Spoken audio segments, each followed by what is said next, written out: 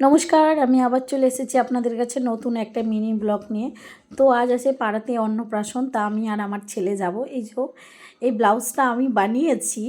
তো বলে না কাছের মোড়া গঙ্গা পাই না, সেই হয়েছে আমার অবস্থা। আমি নিজেই ব্লাউজ বানাই।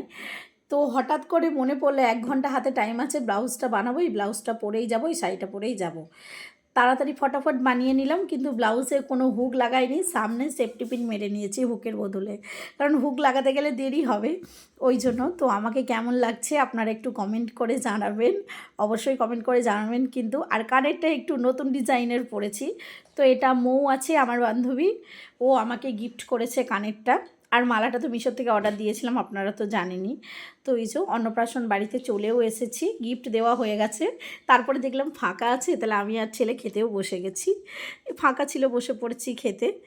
তো এই যে খেতে বসে, তো আমার ফেভারিট পুরো ডাল, ভেজ ডাল আর ওই ঝুড়ো আলু ভাজা, তারপরে এসেছে চিকেন। তো চিকেনের আগে আরেকটা আইটেম এসেছিলো, ভিডিও করতে ভুলে গেছি, এঁচোড় চিংড়ি আর চাটনি পাঁপড় মিষ্টি যা থাকে। তো আজকের মধ্যে ভিডিও এখানেই শেষ করছি, টাটা।